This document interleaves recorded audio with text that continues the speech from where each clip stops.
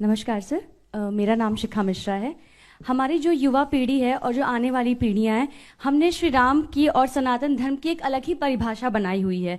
आजकल वो जय श्री राम सुन के और मूवीज वगैरह देख के, तो आपसे मैं जानना चाहूंगी कि हमारे लिए कौन सा सही तरीका होगा जिससे हम प्रभु राम को जान पाए जो प्रभु श्री राम हैं। देखिए, जो आपने बात कही वो सही बात है। मूवीज में एक इमेज बनी हुई है कि टीका लगाए, कंठी माला पहने और धोती कुर्ता पहने व्यक्ति विलेन ही होगा, ये तय मान लीजिएगा। और इतना ही नहीं, धर्माचार्य तो धूर्त होगा। इतना ही नहीं, प्रोफेसर मजाक का पार्ट होगा। पढ़ने लिखने वाला छात्र बेवकूफ होगा, वो चतुर महालिंगम होगा। और क्लास बंक करने वाला इंटेलिजेंट होगा। पॉकेट मारने वाला व्यक्ति जो होगा वो तो उदार होगा, क्योंकि वो चोरी करके बांट रहा होगा। ठीक। और जो बिजनेसमैन है या जो नौकरी कर रहा, वो बेवकूफ टाइप का दिखाया जाएगा, वो जिंदगी की दौड़ में पिछड़ता दिखाया जाएगा। अरे बहुत सारी चीजें दिमाग में भरी गई हैं फिल्मों में। ये बताइए, ये फौजी के डिसिप्लिन का मजाक उड़ेगा। हर हिंदी फिल्म में साउथ इंडियन मजाक का पार्ट होगा।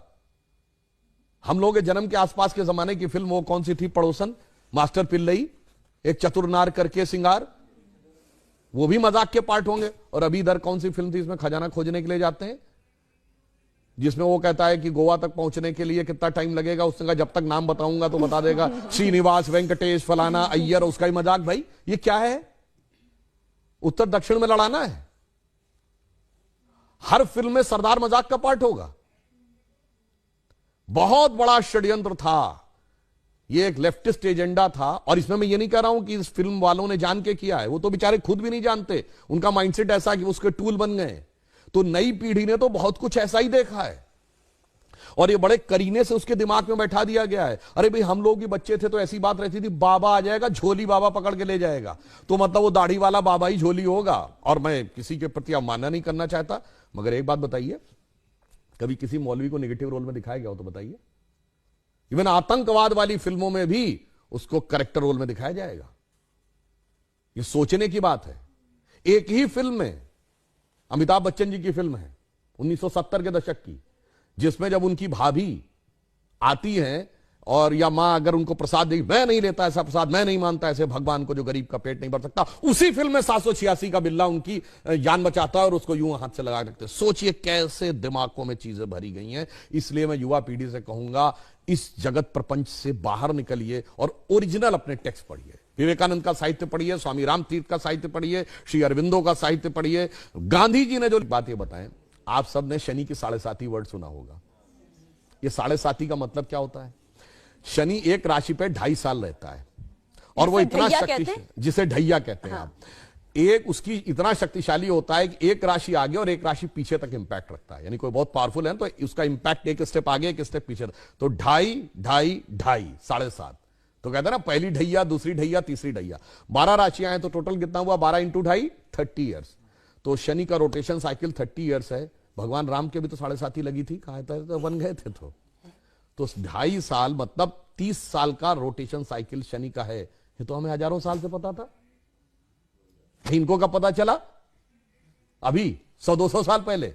और ये बताते हमको, यार हम साइंटिफिक थे, तुम नहीं थे। मेरे भाई, तुमने तो कहा सूर्य पृथ्वी के चारों ओर घूमता है। और मजे की बात जानते क्या है? गैलीलियो ने कहा 1633 में कि सूर्य पृथ्वी के चारों ओर घूमता है। यह गलत है, पृथ्वी सूर्य के चारों ओर घूमती है। तो उसको कह दिया गया कि तुम्हारी मौत की सजा दे दी जाएगी। उसने माफी मांगी, उसको अपराधी चर्च का घोषित किया गया, चर्च का अपराधी। और वो चर्च के अपराधी की श्रेणी में जानते कब तक रहा है? 1992 तक। पोप जॉन पॉल II ने उसका नाम हटवाया। वरना जिस जमाने में स्पेस में सैटेलाइट पहुंच गया, आदमी 69 में चांद पहुंच गया, और तब तक वो इस बात के लिए दोषी था। मगर कोई नहीं कहता उनसे कि आपके धर्म में कोई आपत्तिजनक बात लिखी हुई है, इसे हटाने की आवश्यकता है। मगर जहां सबसे साइंटिफिक बातें लिखी हैं, वहां पे लोग कहते हैं कि इसमें हटाने की आवश्यकता, उसको हटा। इस षड्यंत्र को समझना चाहिए। इस षड्यंत्र को आप भली भांति समझें तो आपको समझ में आएगा कि जो सभ्यता सर्वाधिक उदार है, उसी सभ्यता के साथ सबसे अधिक छल किया जाता है, जिसे हम कहना चाहेंगे आजादी का अमृतकाल है। तो हम कहते थे ना, हो गए हैं स्वप्न सब साकार, कैसे मान ले हम। टल गया सर से व्यथा का भार कैसे मान ले हम। राष्ट्र को है लोग भूले, स्वार्थ है युग मंत्र सारा, वर्ग जाति विभेद की अब बह रही है कलुष धारा। इस अमा के तिमिर को, यानी अमा अंधकार, तिमिर मतलब अंधकार, रात्रि के अंधकार को अब अरुणिमा क्या मान ले हम। टल गया सर से व्यथा का भार कैसे मान ले हम। और आगे की लाइन सुनिए, वो महत्वपूर्ण है। वेशवाणी तत्व दर्शन दूसरों से यह सभी ले, विकृति को हम ग्रहण करते निज प्रकृति को आज भूले। इस विदेशी नकल को अब अस्मिता क्या मान ले हम। हो गए हैं स्वप्न सब साकार कैसे मान ले हम। इसीलिए मोदी जी ने क्या कहा है, अमृत काल के जो 5 प्रण हैं उनमें पहला है भारत को विकसित राष्ट्र बनाना है, दूसरा है गुलामी की मानसिकता के हर प्रभाव से अपने को मुक्त करना है, और तीसरा है अपनी विरासत पे गर्व करना है। इसीलिए गुलामी की इस मानसिकता से बाहर निकलिए तो नया भारत दिखेगा, जिसके लिए हम कह सकते हैं कि स्वप्न देखा था कभी वो आज हर धड़कन में है और एक नया भारत बना